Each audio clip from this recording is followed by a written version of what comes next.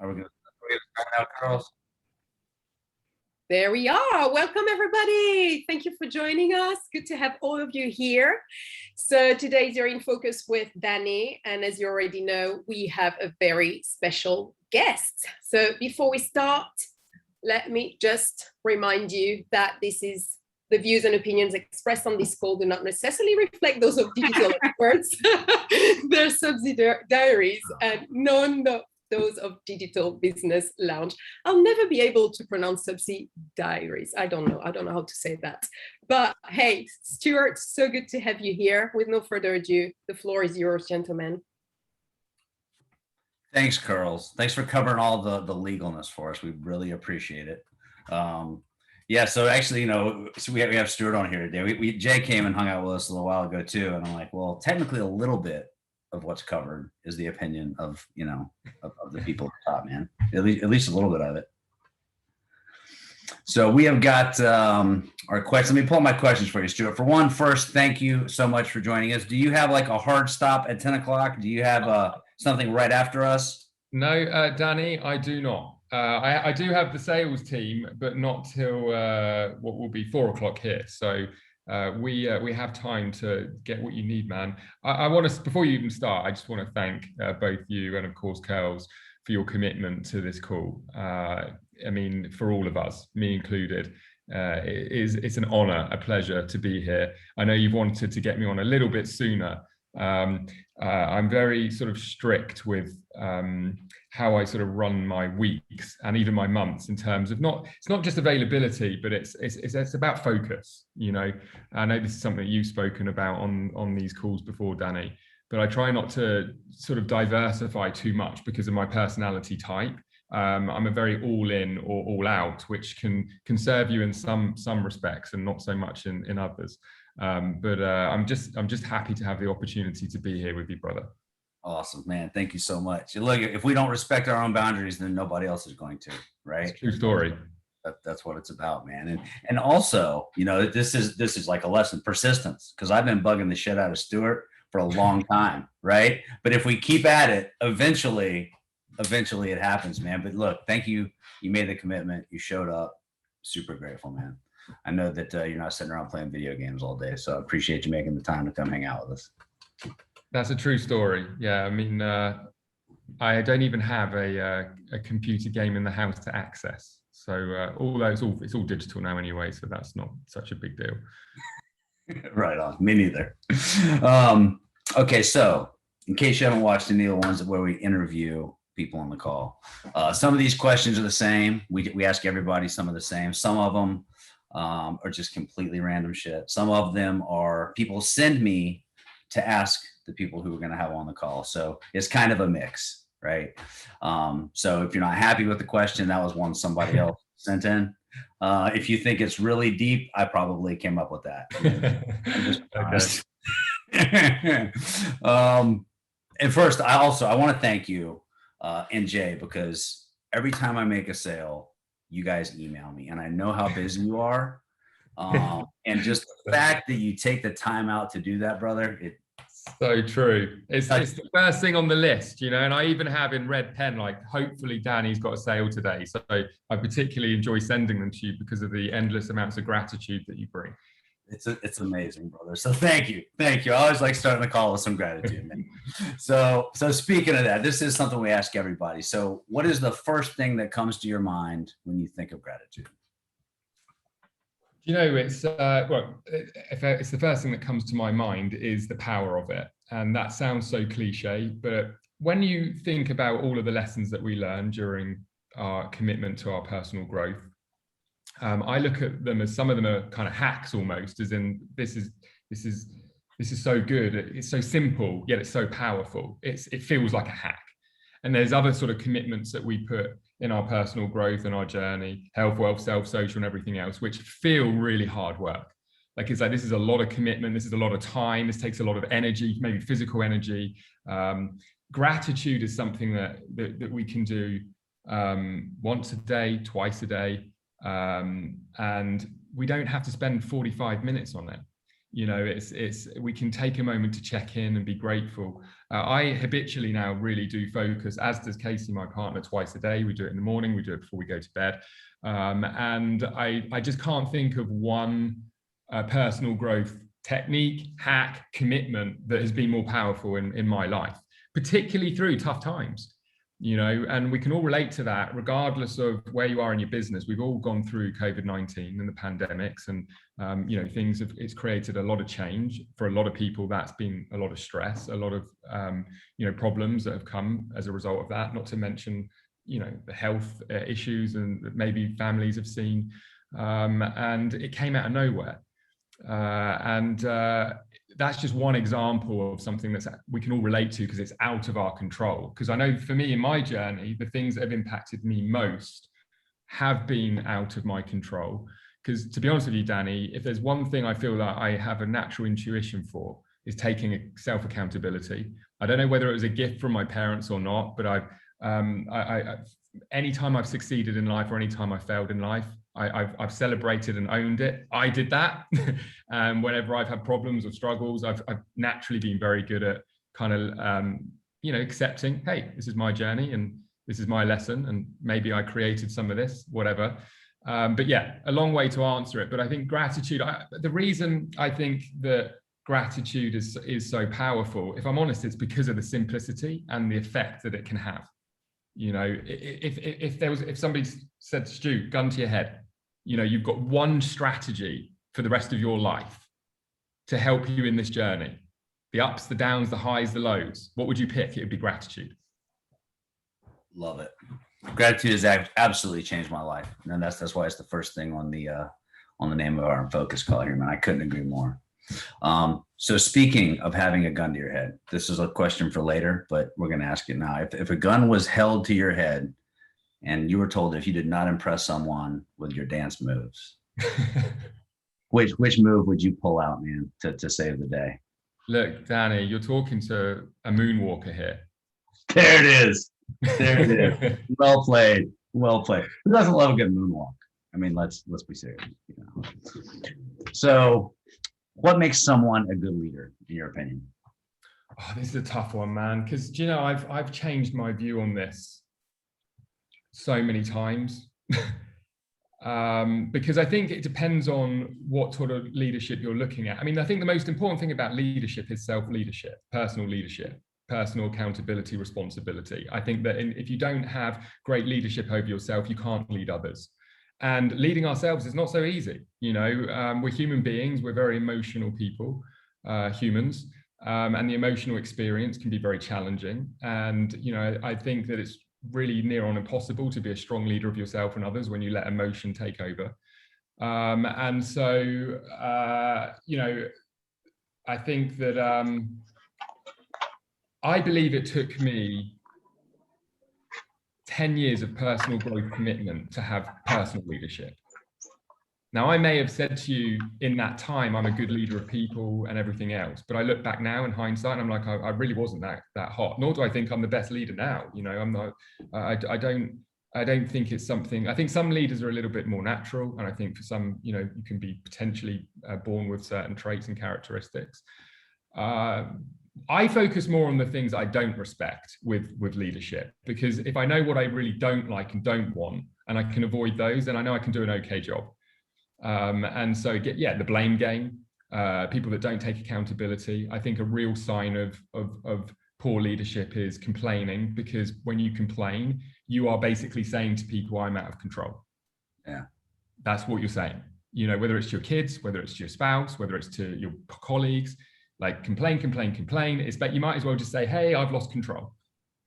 You know, so I don't necessarily focus then on loads of time to demonstrate how I've got tons of control. I'm not a control freak, but I just make sure I'm very careful to avoid things that I don't respect or think demonstrates good leadership. So I think complaining and blaming. And I think, you know, because if you think about leadership in general, it really comes down to a lot of being, are you an attractive character, is in not necessarily charismatic or certainly not physically attractive, but do people want to be in your space? Naturally, do people want to be around you? Do people feel better off being in your company, being in your presence, even if it's tough love? Like, even if it's just because you're prepared to say what other people aren't willing to say. But if it's coming from a place of good intent, I think another trait of great leadership is always putting good intentions first. So again, not your emotion, not your stress. What do you see within a lot of managers? Their stress becomes everybody else's problem. Terrible, terrible leadership. Because again, you're demonstrating lack of control, and you're demonstrating that people don't want to be around you. When have you wanted to be around people, help people, serve people that are shouting, complaining, moaning, life is so tough, life is so hard, this is out of my control, I didn't want this, why me? Nobody looks at that and thinks, wow, I'd love to work for this person. Inspiring. Yeah. So I think leadership is an incredibly complicated. I mean, I've read books on it, and I don't resonate with a lot of what I've read. Is the truth of it. And I would say my personal leadership strategy is to avoid the things that I don't respect about poor leadership, more than challenging myself to be the best leader. Love it. I agree. I'm a big fan of just lead by example. Just do the next right. Just do the next right thing. Do what you say you're going to do, and keep your commitments, and people follow that. You know, Yeah. As long as you do what you believe is right. I believe that was a great answer, man. What is something that you've learned about yourself in the last year? That I've got better at dealing with stress and change. You know, I've spent 10 years building an events company, and you know, COVID comes along, it completely changes everything. I mean, people don't often look at it from a point of view of SFM and DEA, but we were predominantly an events company. I mean, that's what created the camaraderie, the community, the culture, and to lose all of that overnight, effectively, you know, 5 years ago, I would have not coped very well at all. Whereas I look over how we've handled it as a team, as a business, feedback, everything, and it's, you know, I've kept a very logical approach to it. You know, seen the certainty in what can come out of it that's going to benefit us. It's accelerated so many parts of the business that I've wanted to do that would still not have been started if we'd been flying around the world running events and staying the way that we were. And look, I look at it now from the point of view of when the world opens up again, we've got all of this hard work done. We've got all of the lessons from 10 years of running events. Now we combine the two. It's like, bloody hell. Like, how powerful is this going to be? You know, and so again, it comes back to gratitude. It comes back to, again, I respect a lot about myself with leadership. So I think, you know, what I've learned about myself over the past year is I like myself a lot more than what I used to. I respect myself a lot more than I used to. I've matured a lot more than what I was as a 26-year-old who started SFM 2027. And so self-care, being okay with, you know, I've dropped the ball. You know, I've gone through times of, you know, I'm before Topia, for example, health, wealth, self, social, you know, just really dropping the ball in certain areas to find capacity to go all in and really hard for this business, you know, putting a lot more focus and being okay with that, being like, hey, Stu, look, like you're not always going to perform in every area of your life the way that you would like to hold yourself as standards. You know, I used to feel guilty. Stu, how can you preach any one idea, you know, but you don't follow through necessarily on yourself. You stopped exercising for 45 minutes every day, yet you've been on stage telling everybody you will never stop exercising for a minimum of 45 minutes a day, but you've just taken 3 weeks off. Well, that used to make me feel really shitty. Like, am I a poor leader? Like, you know, but then I've learned to go easy on myself, as in, look, again, the human experience, the human journey, there's nothing worse than beating yourself up. I mean, enough people are going to do it for you. You know, everyone out, there's a lot of people that will be happy to point out your weaknesses, your flaws, where you've dropped the ball, you've not done things that you maybe said that you would do, you know, and I'm a little bit more forgiving. And I would say, but if to sort of really narrow it, I just like Stuart a lot more than what I did 4 or 5 years ago. Love it, man. Yeah, you know, I mean, I've tried for that balance thing. Like, I remember that was my mantra when I first got clean, right? And I have determined personally for me that pure balance is unattainable, right? Mm-hmm. It's just about progress, not perfection, right? And doing the best that we can with what we have, because we're human, man, right? So I think we have to give ourselves a little bit of grace with that. I totally agree with that. And I have found I've been more successful leading people when you just own that, right? Like, man, I shit the bed last week. I didn't make that workout up, right? I didn't do this, whatever it is. It's like people relate to that. They don't relate to perfection, right? Sure. Yeah, I mean, it humanizes you, it keeps it real. But I think, do you know what the real thing is it's honesty. And people resonate to people who are honest. Like it's really difficult to trust someone. Even look, Tony Robbins is a great example of somebody who's so incredibly rounded. And for me, I intuitively feel a lot of trust for the guy. Like he's just earned my trust for 10 years of following him. But I've not really met. He's an anomaly to me. I come from the world of speaking on a lot of stages that I've been invited to, seeing how people show up on stage, and then seeing a completely different human at the back of the stage on the night out. And so you naturally, or I have, became quite cynical of gurus. And, a big part of what we're doing with mentors and LaunchYou is actually anti-guru. It's like, look, stop looking for someone to take you under their wing. Community. We all have something to give. Let's grow together. Perfection doesn't exist. And we're so much stronger being able to learn from each other. The joke I always say is, look, you've got the drunk, broke, divorced 5 people, 6 kids from 7 different wives, uncle. And you can either avoid him or you say, hey, uncle, let's go for a drink. I want to learn all of your ways so I know exactly not what to do. And so it's being willing to learn lessons from your environment. And you don't need the multimillionaire, or you don't just need, so you want to get 10 leads online. You're going to learn more by focusing on creating quality relationships, not being entitled or needy. Oh, I see they're on the leaderboard, or they're making sales, or they've got their first 10 Amazon sales or whatever else. I'm now going to befriend them and get the answers. But actually taking the time to slowly nurture your sort of network, finding people on a similar path to you, but looking at collaboration as a two-way thing. Like just being really honest, too many people, and I'm talking about people that work for companies, and I'm talking about startup entrepreneurs. They're too entitled. Like it's like because I'm a member of this, or because I pay a gym membership, or because I work for this company, I'm entitled to support and help and answers. And it's just the world doesn't work like that. You've got to sort of earn your way into tribes and ambassadorship and earn respect. But it's it's a long-winded way again of sort of giving context around that. Love it, man. I couldn't agree more. If someone asked to be your apprentice, right, to learn what you know, what's the first thing you would teach them? I'd probably say no. Why would I take you on as an apprentice? Because I'd have already have invited you to be one because of the way that you'd have shown up in my life at this point.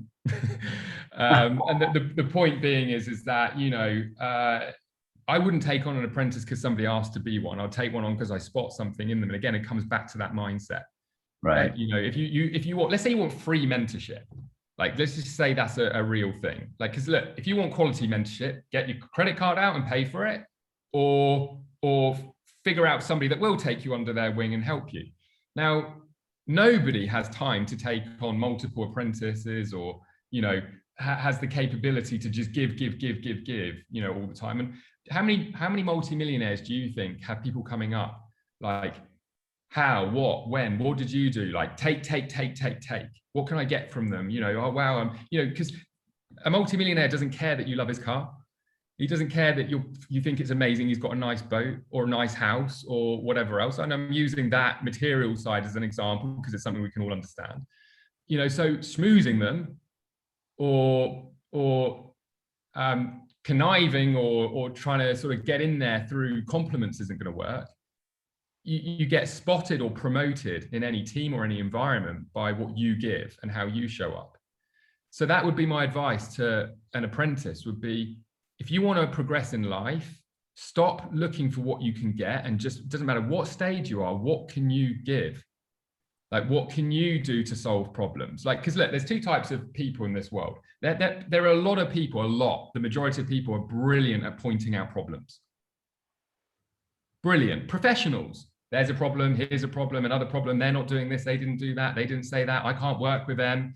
And that's fine. Look, I've built a virtual team in different time zones. It's not easy for any of us.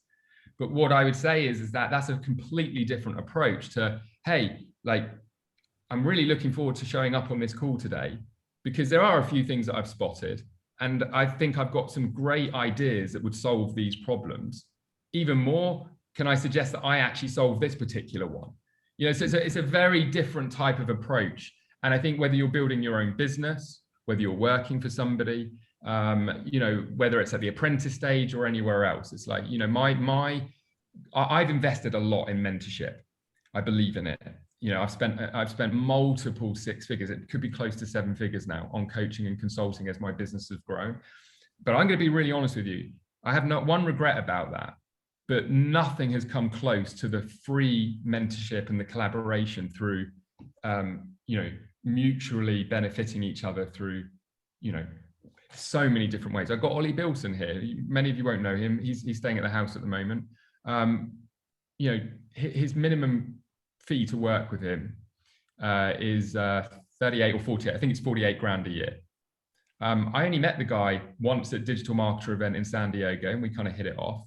And then, you know, for however, I can't even remember, through social media, we kind of stayed in touch. He'd reached out to me and said, hey, I'm thinking about moving to Portugal. I understand there's some, you know, tax benefits there, business benefits there, lifestyle, all the rest of it.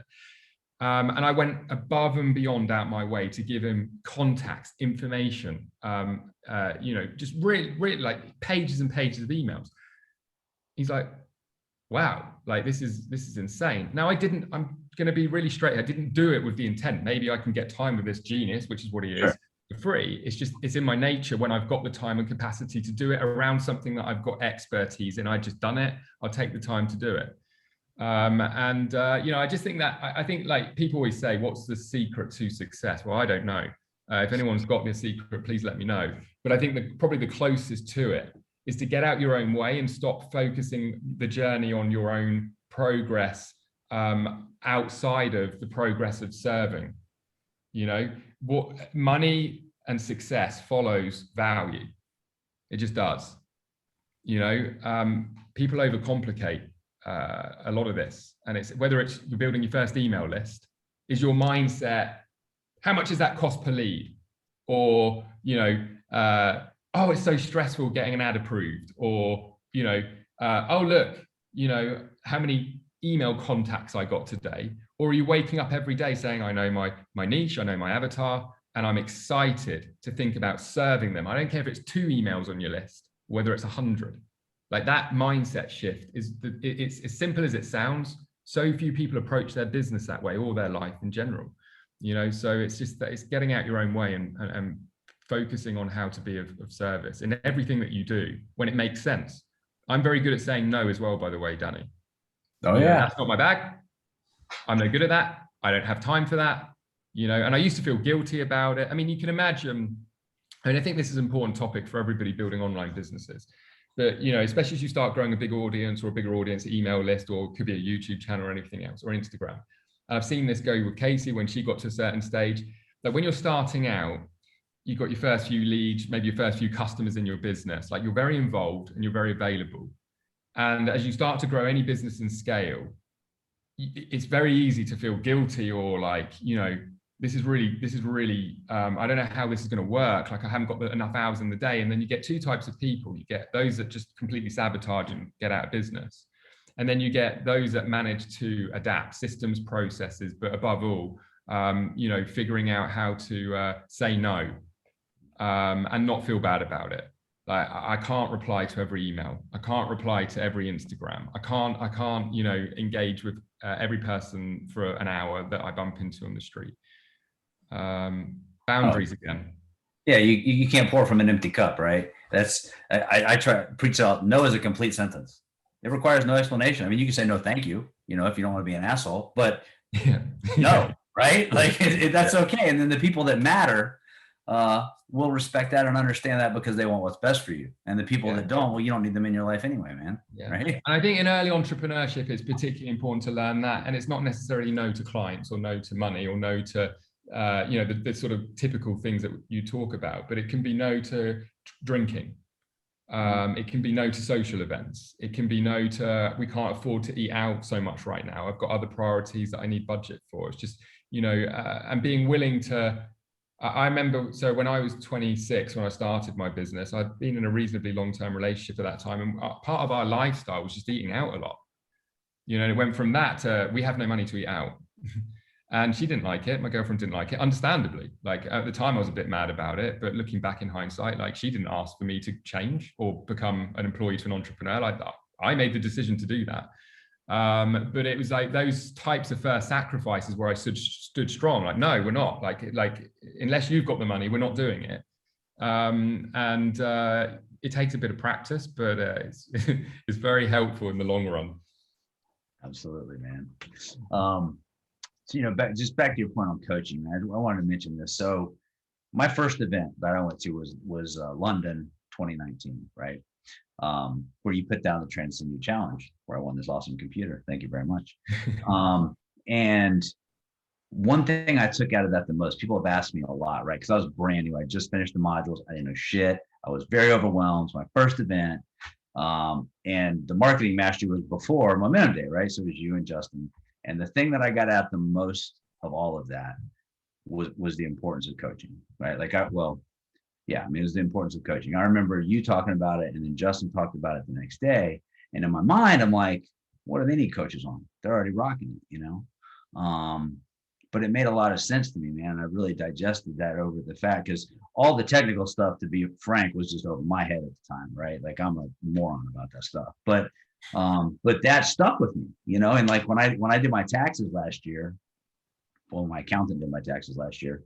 The number one thing I spent money on last year was myself, was on coaching, right? And what do you know? I have my best year ever, right? So it's like, that was huge for me. You know, that was a big takeaway from that event, and it stuck out. And you would think of all the great information that I got, something else would be it, but that was the biggest thing, man. You know, and I was grateful for that. And it takes humility, I believe, for people who are looked up to, hey man, I need coaches in all these areas, right? Like, yeah. So I appreciate that. I just want to touch on that. That's had a big impact on me for sure. You know? Sure. I mean, same for me. I mean, coaching's a funny one as well, mentorship, or because it comes in many different dynamics. It's not always just hiring a coach, but you know,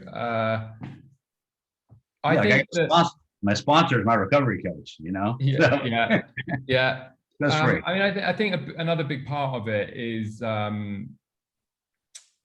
you know, I didn't get a lot out of coaching until I believed in coaching, and I actually sacrificed a lot of good coaching my first couple of years, even when I was paying for coaching, because I kind of did it because it was the thing to do. I wasn't fully invested. And the reason I wasn't fully invested is because I kind of had this mentality of I'll probably just figure this out on my own. And I think everyone has a very different dynamic around that. Like I've just met some people that are just so open to it, and it's just like, yeah, get a coach. Like it's obvious, you know. But I think coaching is a funny one, because I think that it's a waste of money, no different to hiring a personal trainer, if you don't believe that you're actually going to follow through. Now, yes, a good coach is going to help you follow through. A good PT is going to help you follow through. But how many people have signed up to personal training, paid in advance, and have never finished the program? And often it's because they don't believe that they're going to get the benefit, or they don't believe that they are going to actually follow through. If you buy a course or a program and you go into it already not believing that you're going to follow through, then sometimes it's a good idea to take a little bit of a step back and invest a bit later. Because what you don't want to do is go through this, and I see it happen, like people go through these constant cycles of investing in themselves, thinking the coach is going to come along and save them, or the personal trainer, this one. Oh, they've got a nicer environment, better equipment, been doing it longer, got an official certificate, knows more about nutrition, you know. And then it's just like this constant cycle of, like, again, not taking on personal responsibility. But I think so much of it does come down to and it doesn't need to take months or like hypnotherapy. It just takes a check-in with yourself. Like, do I really want this? Like, do I really want to get control of my health? Like, if the answer is no right now, then, you know, maybe I need to start look around some of my values around it. Maybe I just need to get back to basics. Maybe I just need to figure a thing out that's going to inspire me a bit more. But it's difficult for me to put my finger on it. But I think that, you know, you want to go into coaching and you really want to invest in yourself when you're reasonably convinced that it's the right time for you. Another example of that is I've had coaching every single year since 2008. And when I lost my dad to cancer in 2016, I stopped my coaching. And you'd think the advice I got actually from everybody was like, this is the time you need it most. But I just wanted a break from everything. I wanted a break from the world. And I just know it served me so well because I didn't go back into like coaching environments until I was like, hey, Stu, like you've done your, you know, you've gone through your thing, you know,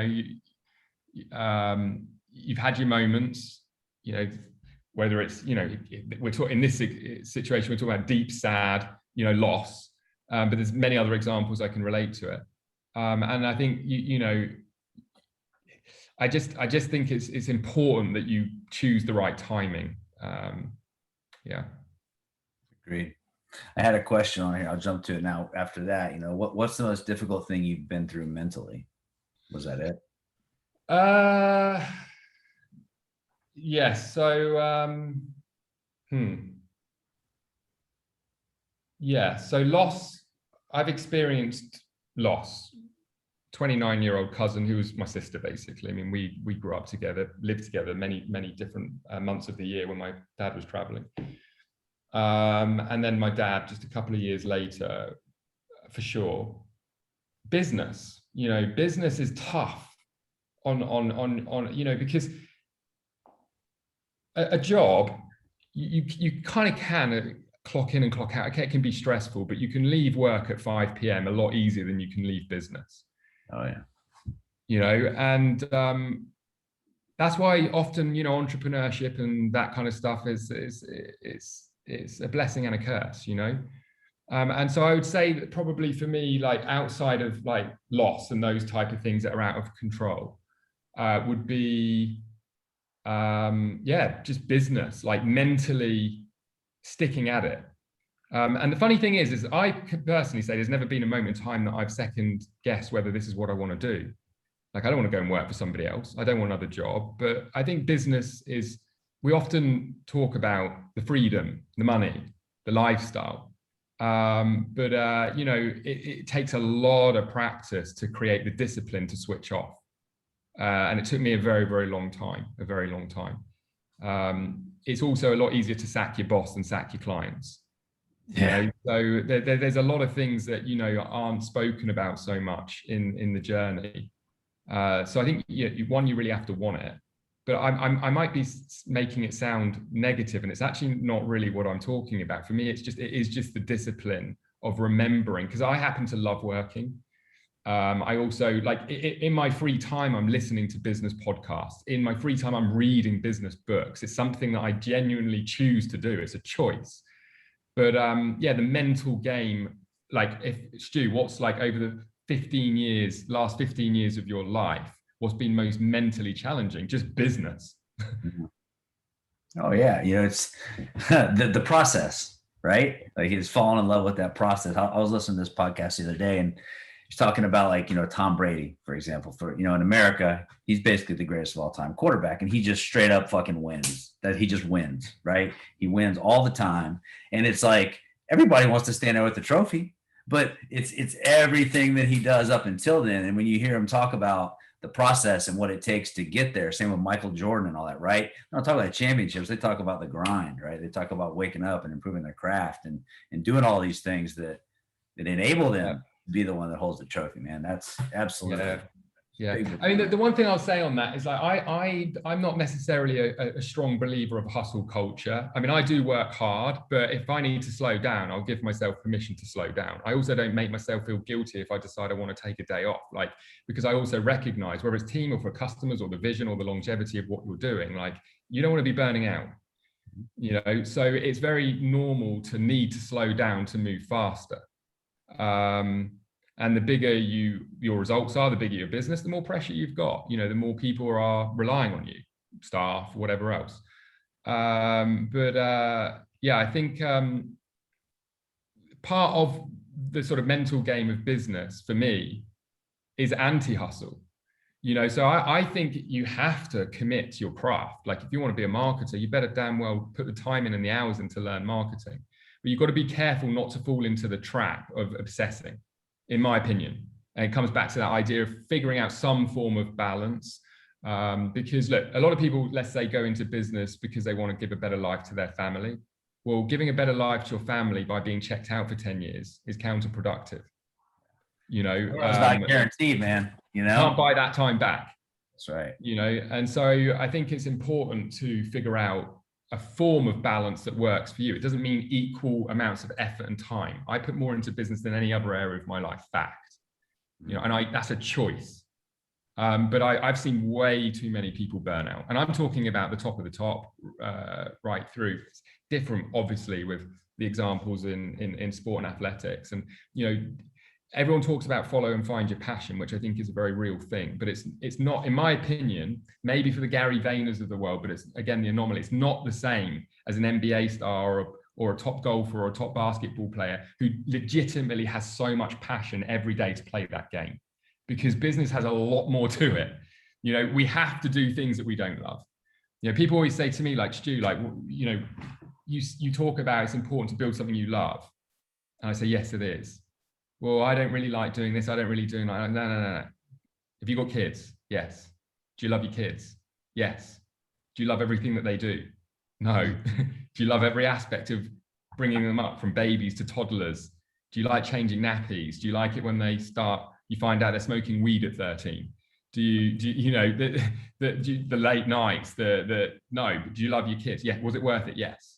Well, business, I think, is very much like that, more so than maybe the typical sort of story of, an NBA player or Michael Jordan, that I knew I was going to be an NBA player and play ball like since I was 3 years old, or Tiger Woods or something else. Of course, there are people, I think Gary Vaynerchuk is a great example of that, but which is, again, why it's easy for him to say hustle, hustle, hustle, hustle, hustle, because it's like his number one value. Like nothing is more important to me than my family. So no business or no commitment is going to come before that. And I think you've got to know those things. You've got to know your values, and you've got to know what's going to work for you for the longevity of it. But I think, the key takeaway of what I'd say here is, look, build something you love, but don't over romanticize what that means. It doesn't mean you spend all your days doing things that you love. It means you've got a commitment, a vision, a purpose. And what I believe I've developed is now a calling. I actually have an actual calling of what, I'm going to get out of this lifetime. And it feels amazing to be there. But trust me, I have horrible days, so just be careful in business not to over romanticize like this follow your passion thing. Yeah. We have a saying in recovery. It's, when you're on an airplane and they tell you if shit goes down, right? That when they drop the oxygen mask out of the ceiling, you got to put it on yourself before you help anybody else, right? And we use that a lot. Like if you don't take care of you, how can you serve other people, right? How can you help others? You talk about a calling. It reminds me of a question here, but there's this guy Ed Milet, who I love. He's the favorite content person that I put out there, and he always has this saying. He's like, whenever I die, whenever I meet my maker, whoever that is. I want him to say, this is the person you're supposed to be, and I want it to be the person that I've become, right? And like that's his calling, is to strive to be that person every day, man. And I think that's powerful. For sure. Somebody had actually sent me a question that said, what is your purpose, and how does it serve you on a daily basis? Like, how do you show up to that purpose? Sure. So my personal purpose of what sort of gets me springing out of bed every day, if I was to put it into words, which is never easy, is to help aspiring entrepreneurs to create more freedom and meaning in their lives. And it's because I highly value freedom and meaning. I've done meaningless work, and I've lived a meaningless life is not a nice way of putting it, but waking up without feeling purposeful in what I do. And it's not great, and so I get out of bed every day committed to this idea of, look, there are other people like me who, no matter what it's going to take, no matter how hard it's going to be, are committed to creating personal freedom, time freedom, financial freedom. And they want to do it in a way that's really meaningful, not just bought by money. So that's kind of my personal purpose, my calling. The way that I would describe it is, we live in a world right now, again, coaches, mentors, which I think is an incredible thing and an amazing thing. But I think it's time to redefine what mentorship really is. And this idea of it in a digital world being somebody taking you under my wing. Stu's going to save me. Stu's going to teach me. Danny's going to save me. Danny's going to teach me. I think it's actually counterproductive for the majority of people. We've got to be more open-minded and growing as a community. Growing like we are right now, discussing as a team. Some people relate to what I'm saying, some bits of it. I'll take that, but I'm going to leave this. I like this about Stu, but I don't like that. You know, I like his accent, Danny Ham. My man. But he talks too fast. Whatever else, you know, you don't have to. First of all, as a coach or a mentor, you don't have to. It's not about being loved about every element of you. What feels great in my eyes is intent again. I'm going to get on my intent to get on the call with Danny Ham. I don't have all the answers. I'm not a guru. I don't have all, you know, I don't have all answers. But I don't worry about looking stupid. I don't worry about saying the wrong thing. I don't worry about getting anxiety or stress like I used to, because I might not impress people.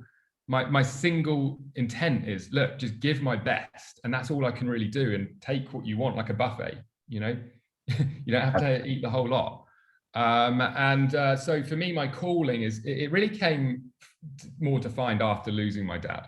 So one of the things he said to me was, you know, I'm just really proud, son, that you, for so many years already from your 20s, have committed to this mentorship thing, as he would call it, you know, the sort of this sort of community thing that you do.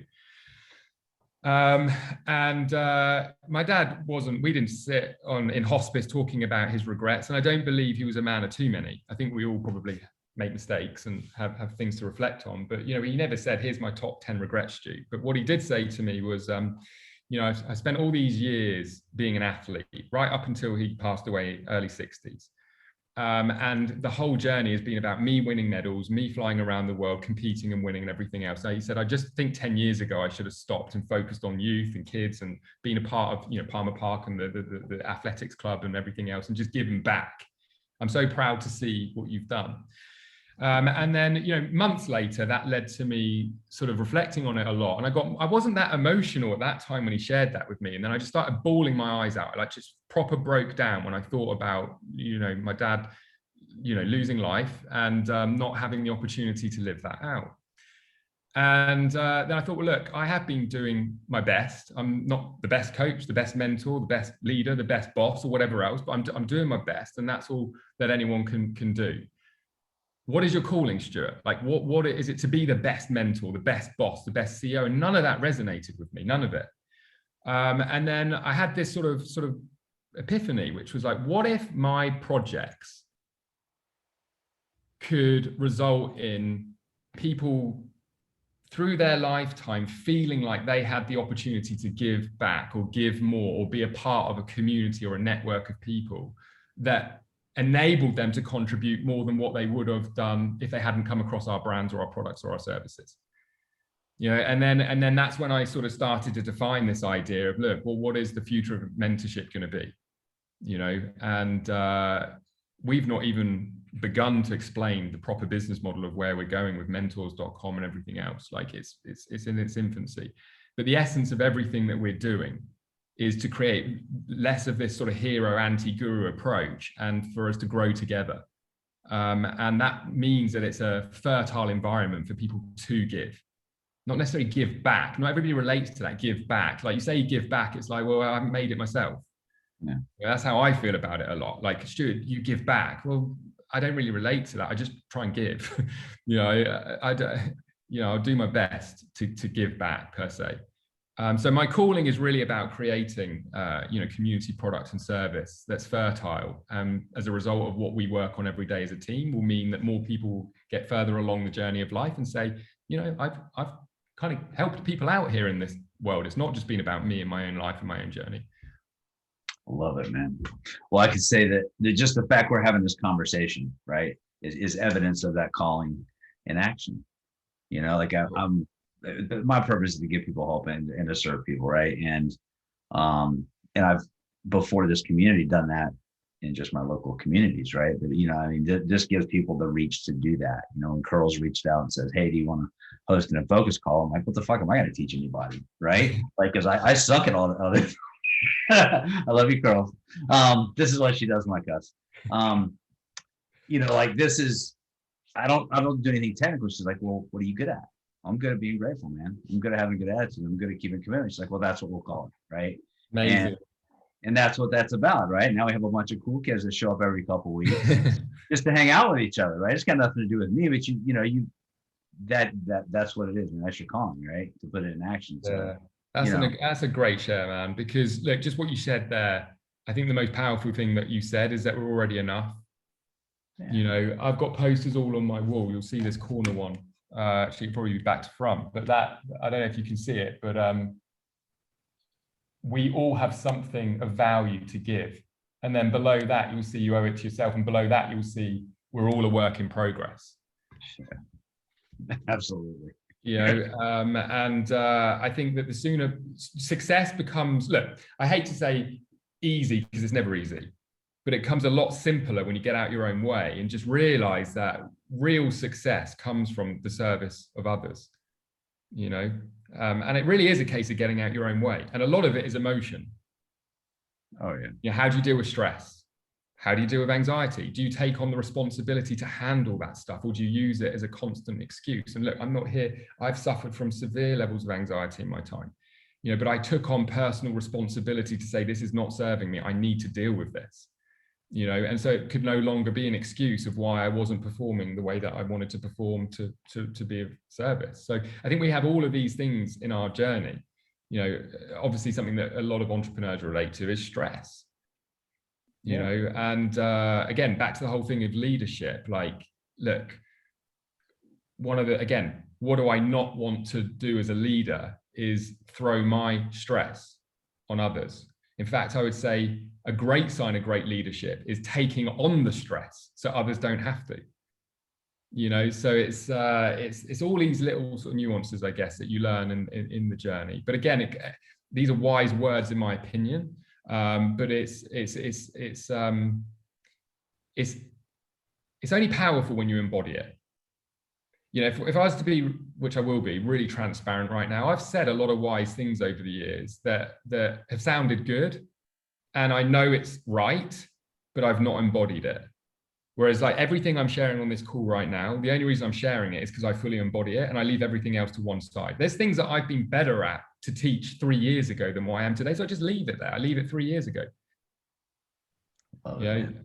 So again, it's the word is authenticity, I guess, in terms of what you're sharing, but it doesn't have to be complex. It's not, I'm going to try and be authentic.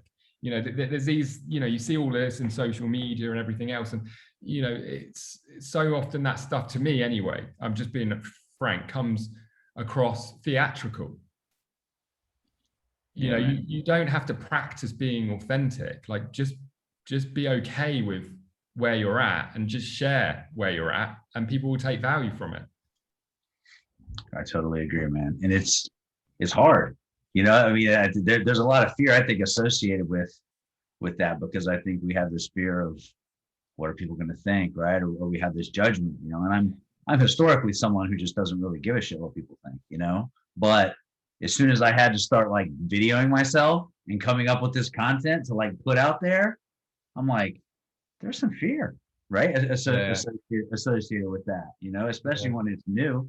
Like, I think that's a really important point that you make there. Look, again, a lot of people talk about how, don't care what people think. And generally speaking, most people care a lot about what other people think, and you're not broken if that's how you feel. Well, what I have found is the antidote to all of that comes back to, again, intentions. Like if you're running ads or you're building a list and your intent is to get rich and make money and promote to anyone and anyone, like is in I'll sell to anybody. Hey, here's a great product line. I believe in it. I think it's great. It can pay me great commissions and I'll sell it to anyone that will have it. You're not going to succeed that way. Like how do you succeed with an education offer or product or a service? You sell it to people that are going to use it. If you can have the nicest gym in the world, but if you just think that, hey, I'm going to build a business by having great marketing, and I'll sell it to anyone that will give me money, but those people, that target market, are never going to show up. you're not going to love that business, and so it's figuring out again, what is my intent? And what I've found is when you get the Facebook comments, or you get the haters, or you get whatever else, like you don't feel so bad about that shit when you know that your intentions are right. Hey, Yeah. it's not for you. You leave me alone, I'll leave you alone. So it's about, again, it's this whole thing of getting out your own way. Like, everything feels weird when your intent is making loads of money. Everything does.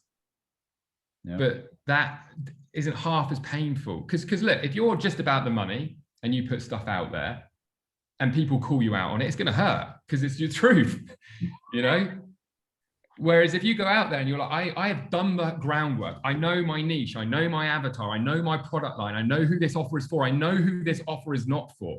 I'm not going to be offended when I get in front of people that it's not for, and I would kind of let it water off a duck's back. Feels so much better than this idea that, it's transactional approach.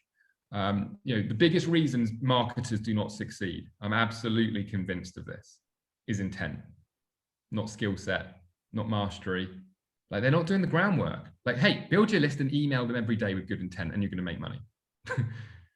Wake up in the morning and be intentional about helping that email list of 10 and getting the others to unsubscribe that are no good for what it is that you're offering, and rinse and repeat.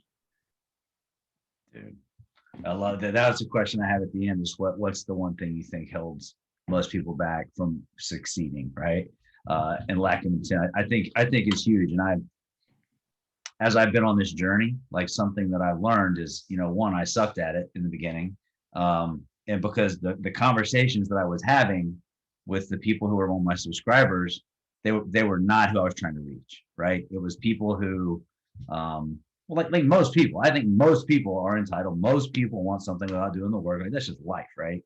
And then the better I get, or the less I suck, right, at communicating this effective message to the right person, the more I'm enjoying these conversations, because I'm talking to the person that I want to talk to, I'm actually trying to speak with. I had this call a couple of days ago with one of my members, Malgosian. She was in your challenge in the kickoff, right, liftoff challenge, and she had saw something on the internet about somebody was just hating on the SFM, right, just talking about how this is a scam and all this stuff.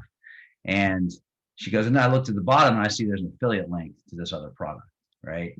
And she was like really kind of offended about it, and I said, well, look, I said, I kind of felt that way in the beginning, but that's what it is, right? Like, you just have to communicate to the right person, and don't get upset because you're going to have that. Cordelia said a long time ago, it's always stuck with me, that haters are just tax for doing business. I just look at that like tax. You got to pay tax, right? So there's going to be this percentage of people that are going to hate on it, or they're going to use it for their advantage. But the majority of it, in my opinion, is people that don't do the work. I mean, that's just what it comes down to, right? It's like, well, actually, the majority of stuff, so there's the majority of stuff online in transformational stuff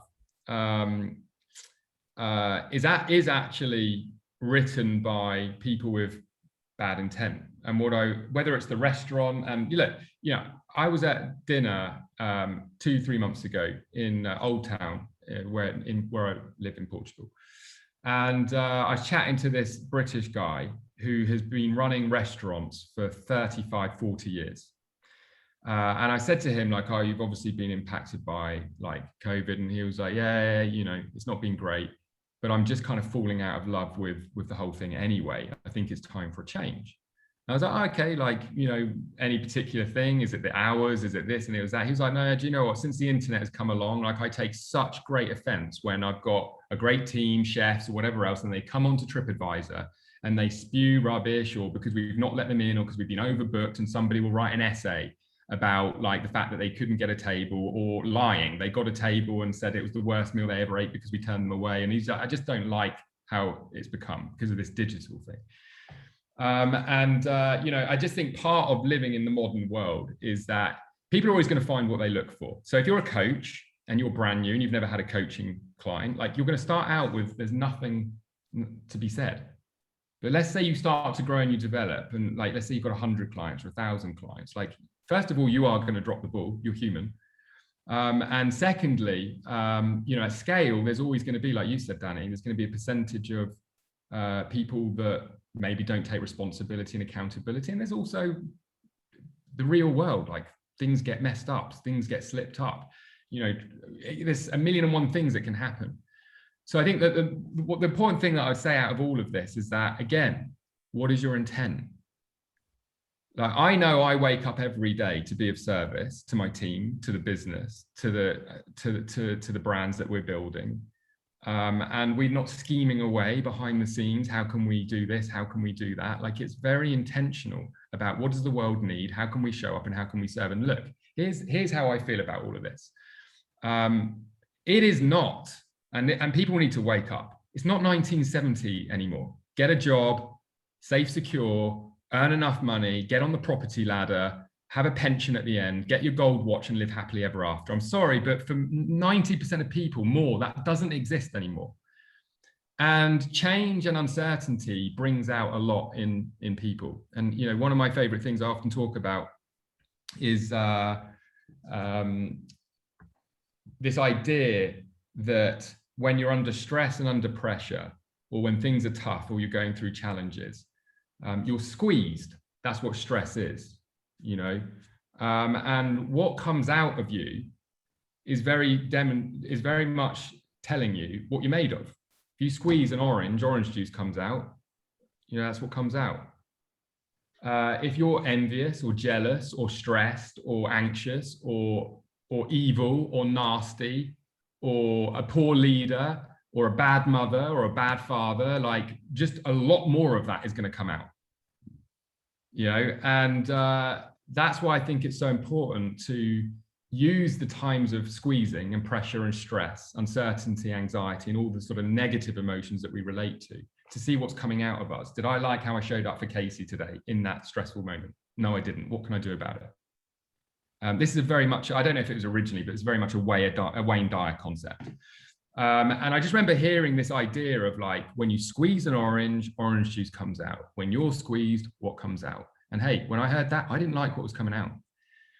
You know, and so I needed to hear that perspective to take on more personal accountability and responsibility for so many areas in my life. Yeah, I love that. I'm going to steal that from you. That's well, it's really a Wayne Dyer. I don't know where he got it from. I mean, look, there tends to be not that much new, but right. Well, he's not around anymore, so, you know, we'll let you have it for now, right? That's going to be a Stuart Ross quote, man. Yeah. But just back to that point, just to actually wrap that up. So, like, look, if you're on the internet, you're going to get negative comments, you're going to get haters, you're going to get trolls. You're also going to get the opposite. And I think just as dangerous as the negatives and the trolls is also the ego, that you're amazing, you've changed my life. You don't want to let that go to your head either. You know, I think it's pretty important to be reasonably balanced about the whole thing. You know, but again, I want to repeat this because it really was the thing that changed everything for me, was just focusing on, and I know this is going to sound so cheesy, just be a really good human, be your best, have good intentions.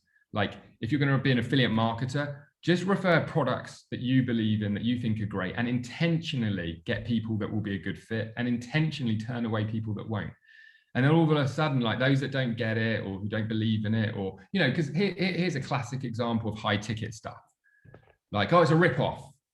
You know, it's everything on the internet is available. Like, information is everywhere. Everything is free. All right, well, use it and get the life that you want. Like, I am not going to take on that belief. I'm going to continue to invest in me because I see value in it. It serves me. But I don't care if you don't ever in your lifetime see that. And I'm not saying I'm right.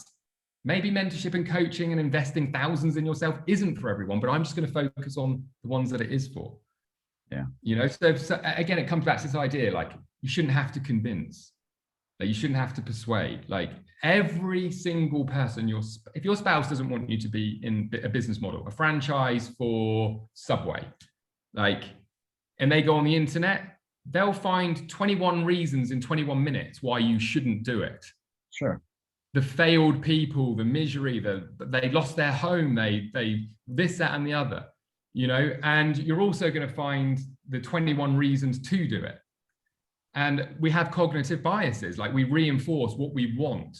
And so it's just really important to judge the majority of stuff. Like I judge everything on the value that I'm receiving.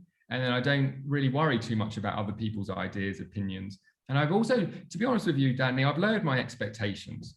Like is in I've come to realize like just 1, 2, or 3 amazing nuggets a week will change your life. You don't have to watch that many videos or attend that many webinars, or that you just got to keep showing up every week. You know, there's not one curriculum, there's not one mentor, there's not one community, there's not one that's going to do everything for you. And so just being open-minded and being committed to your own growth and your own progress, and not worrying about other people's opinions is a great situation to be in. But I think most of us do. And the only resolution that I personally had, like some are, and maybe you are, Danny, some people for sure are naturally thick-skinned, as they'd say, and some people are naturally very thin-skinned. You know, a lot of that can be your upbringing, and a lot of it can be confidence, a lot of it can be self-esteem, a lot of it can be your personal situation at that time. You know, if things are going great, you're in a state of flow, you've got loads of money in the bank, and like things might not phase you as much. If you've just lost your business, or you've lost your career, or you're stressed, you're overweight, you don't like the way you look in the mirror, then things are going to be a little bit more painful. And again, you've got to be okay with that. But look, I don't really judge my personal progress on anything other than my personal progress. Like even Casey's opinion of like people I follow, like if I said, oh, I really like this, Wayne Dyer guy, like, oh no, like, it's too spiritual, or it's too like, I can go into that and be like, oh, maybe she's right. Or and by the way, that's not a great example. She loves Wayne Dyer, but like, we have difference in opinion in the coaching industry, and different mentors, people who she resonates with. And I'm like, they're just annoying. Yeah. And people that I listen to, and she's like, oh, he said the same thing 3 times, but I don't get bogged down with that, because all I care about is in that situation is my own growth. And it's just about being better than yesterday, right? And we can take things, if we're open-minded to growth, and we could take things from people we might not even like or resonate with, and be like, well, that's real, that's real. Am I going to show up? I heard this thing a little while ago, and I spew it all the time. I don't know who said it. They're probably dead, but don't turn what you learn into knowledge, turn what you learn into action. Yeah. Right. And I love that. Right. Yeah. Because I know people, they read all these books and like, well, what's one thing out of that amazing book that you actually did something with? Or did you just want to say you read the book? Right. And I think that's when we got to look at ourselves and see the reason we're doing stuff, for sure. Yeah. But, back to find out if that was your final question, because I know we spoke about some of it, like this sort of, one thing around success or whatever else. I think it's redefining success for yourself by taking the actual time to sort of define what it really means to you, as a big part of it, a really big part of it. Like, we live in a society where materialism, money, like, how many generations have sort of valued, or we've grown up, certainly in the Western world, but we've grown up in a society where a lot of your worth is based on how much money you make, what house you live in, like, how successful you've been, whether people want to admit it or not. Like, I would debate anyone, like, society is very much that way. And I think, it brainwashes us, and so you've got to be very, very clear in terms of like what your definition of success is. And I think, back to one of the points I made earlier, I think there's nothing more important than success and liking yourself. Like, everybody talks about self-love. And again, I've got my own issues around just the word love. I mean, it took me 2 decades to be ready to settle down in a relationship, because I had commitment problems and love issues and everything else. So I'm no guru, I'm no expert on this. But I knew in order for me to get to that point, I had to actually like myself. So much of the way that I behaved in relationships and in and out of them, and all of that stuff, was absolutely because I had self-esteem, or didn't like things about myself, and I was using it as a sort of scapegoat, really, to sort of face up to that. And I just think there's nothing more important in life than liking yourself. Like, do I actually like Stuart? Do I like how I show up for Casey? Do I like how I show up for my mum? Do I like how I show up for my team? Not perfection, but just do I? And when I look back at like Stu in his 20s, I'm embarrassed, like legit embarrassed, like the way I treated my girlfriends, and then I wonder why I was like, oh, why am I struggling through life? Because you're treating people like shit, Stu. That's probably why. Yeah. You know, and look, I wasn't like, I probably people's imaginations are going wild here, but I just was compromising on, here's the big thing, compromising on your values. And we intuitively know what's right and what's wrong. You know, we do.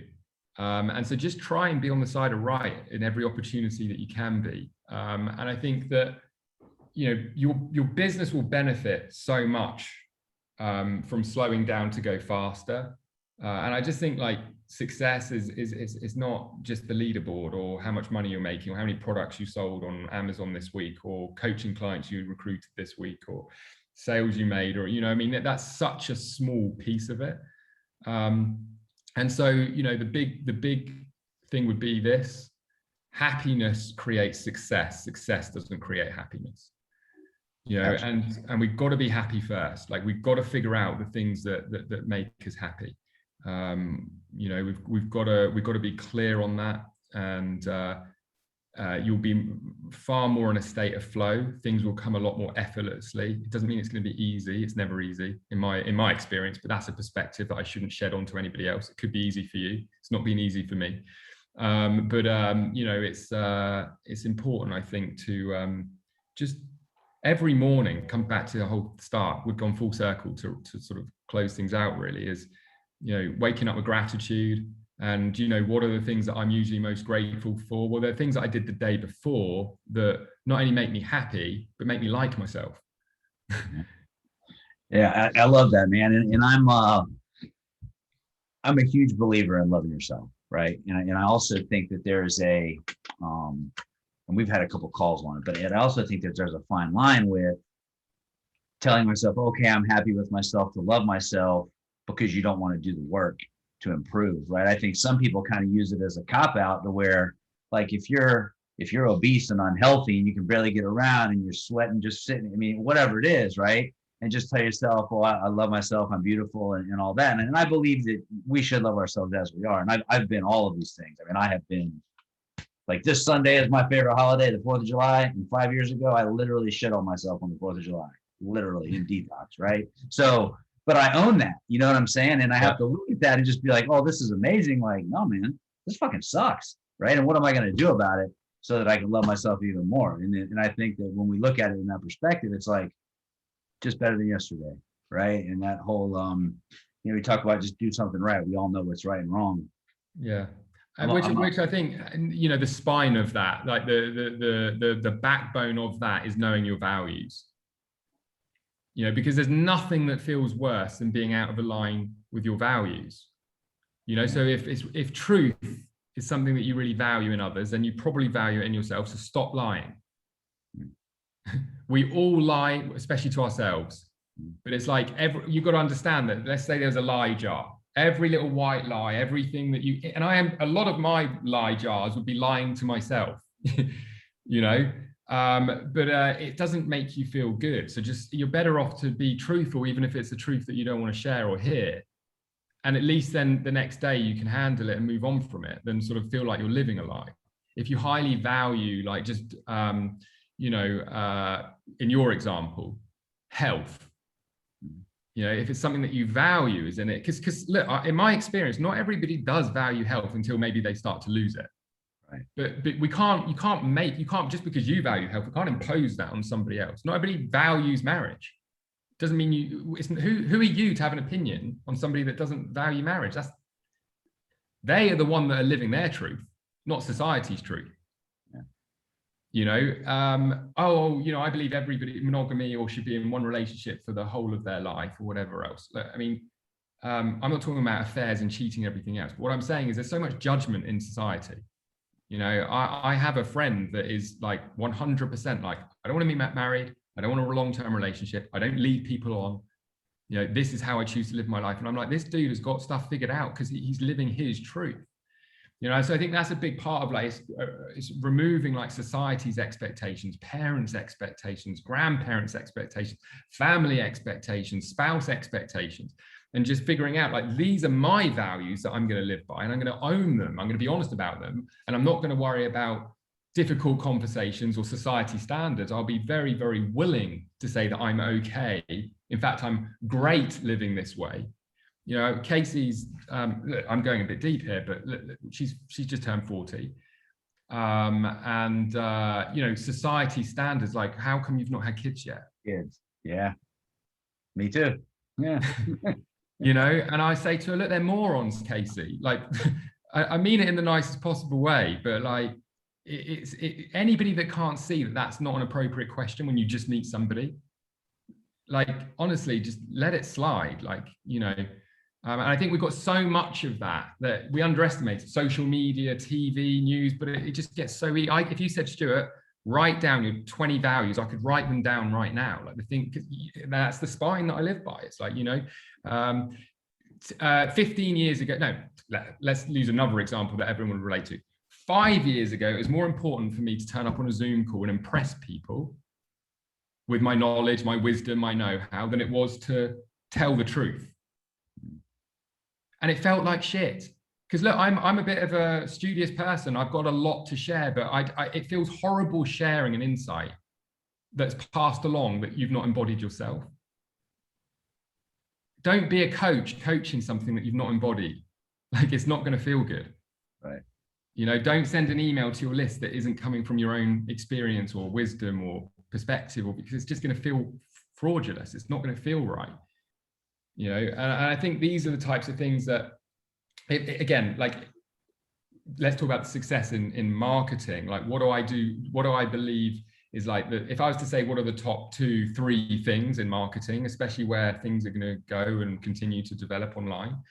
I really believe the question would be, do I believe this person? Whether it's a YouTube ad or like, do I actually believe this person, or are they just full of shit?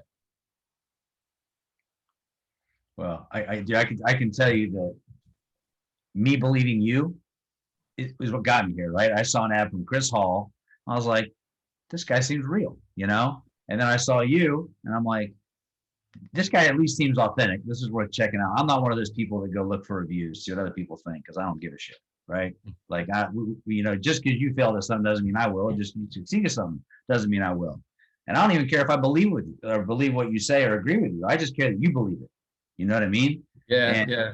And that's a common thread I think that we get around here is just go out there, be yourself, be authentic, have it come from you. I piss a lot of people off, and that's cool, right? But I also have a lot of people that are loyal.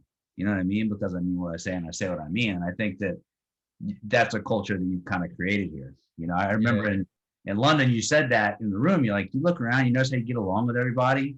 Like, this culture, everybody's positive, and like that's not by accident. You know, like that's something that you create, man. And I'm super grateful that you've taken this time here, man. Like, I don't want to keep you all day, and I know other people have things to do. I have so many more questions for you, man. Like, I could do this shit all day. So I'm gonna hound you for another year, and we'll come back. We'll get out. Do a part 2, man. I just have a couple more, right? So just real quick, man. So one is, what would surprise people to know about you? I'm not Mr. Positive. I think a lot of people would say Stuart's Mr. Positive. Like, I have to work really hard. I wake up wrong side of the bed. I don't have depression, but I do have, like, you know, a battle with sometimes feeling low. Like, if I compare my natural state to Casey's, like, she's just always happy and great. I have to work a lot harder for it. And I do work hard for it. You know, I don't really have bad days, but I work freaking hard for that. So I would just say, like, my natural state is not Mr. Positive. Got it. Well, you know, I believe that's one of the couple of things we actually control is our attitude, right?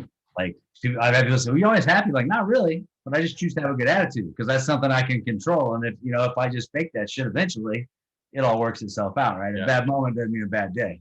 Sure. So for one, just thank you for coming on, man. Like, we got a couple of things we do. I'm going to recommend the book and all that at the end, but I just appreciate you taking the time, man. Like, the impact that you've had just on the planet is incredible. You know, I remember I saw Dan Holloway. I don't know why it came to me. The first person I saw when I went to an event was Dan Holloway at the gym at like 5 a.m. And I remember thinking in my head, that's Dan Holloway, right? And so I told my girlfriend, and she's like, who the fuck is Dan Holloway? You know what I mean? And so it got me thinking, you guys, when you're recognized, it's by people who are putting in the work to create a better life for themselves. That's why they recognize you. You know what I'm saying? Like, you're not famous for being famous or whatever. You know what I mean with the word famous, but that's cool. You know what I mean? Like, I think that's cool. And I hope to have that kind of impact someday on some people, man. I appreciate I think you already are. Well, I appreciate the example you set, man. I really do. And I know a lot of other people do too. So that leads me to my last question. Of all the people who live in Florida who are named Danny, who have interviewed you, who's the best one? Yeah, God, what was his surname? Oh, right here. Now that you mention it, see, there's another thing that people don't know about me is I've got a horrible memory when it comes to names. True story. Yeah, I mean, look, I've been interviewed by two, and you would get silver, mate. Like, well done.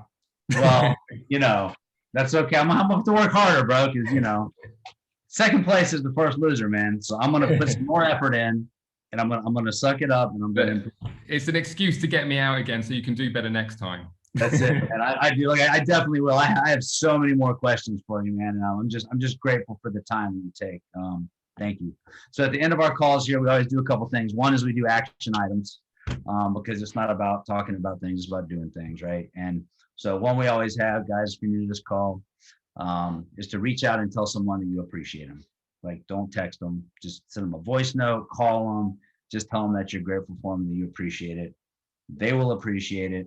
You'll never get yelled at for telling someone that you're grateful for them, right? And then they might tell somebody else, and then you have an impact that way. Another one would be is to have a little meal gratitude. And what I mean by that is, like, there's a lot of people that starve, right? And we're pretty blessed. If you're on this call, you're blessed than more people around the world, right? So just when you're going to eat a meal over the next 2 weeks, just pick one and just recognize it. You don't have to, like, give thanks. You don't have to do anything. Just take a minute and be grateful for the fact that you're about to eat something, man, because there's a lot of people out there that don't get a chance to do it, right? Plus, it'll probably make you eat slower, which is healthier for you anyway, right? I'm doing something I started last week that I wanted to share with you. This isn't an action item because this is kind of a big commitment. So what I'm doing is I'm writing down one thing I'm grateful for my partner every day for the next year. She just had a birthday the 21st, so last Monday. That's when I took off. And so I want to just, whatever, have some more gratitude. So I'm not showing it to her until her birthday next year, right? Assuming that I don't get hit by a bus or she doesn't kill me. But then that's going to be what I give her, right? Just every day, one thing I'm grateful for. Like yesterday was the fact that she got up without hitting snooze, because I hate snooze, and I was proud of her for doing it, right? So it can just be little things, and it can be for anybody. It can be for your kids. It can be for yourself. It can be for your business, but just something to think about, man. And that takes us into our book of the week, which is every other week, which is The Compound Effect by Darren Hardy. Killer book, right? And it's all about the purpose or the benefit we get from just doing consistent things one day at a time. Curls, you got that for me, girl? That's the book of the week. Big recommendation. When we do show up and do things every day, that's how we create the results. So lastly, Stuart, man, thank you so much, brother. Curls, love you, sister. Thank you for making all of this happen, because we would have no call if the tech was left up to this guy. Grateful. Thank you guys for coming to hang out. All the cool kids, we really appreciate you making the time out of your day to come create this space of awesomeness from people all over the world, man. So thank you. Thank you to both of you for this amazing packed with value. This call was just, I mean, the comments are crazy in the chat. Thank you so much, Stu, for taking the time to come. We really appreciate that. It's Christmas for members today. Every day is Christmas, baby. It is. Thank you, everybody, for showing up, and we'll be back in 2 weeks' time. In the meantime, keep being awesome.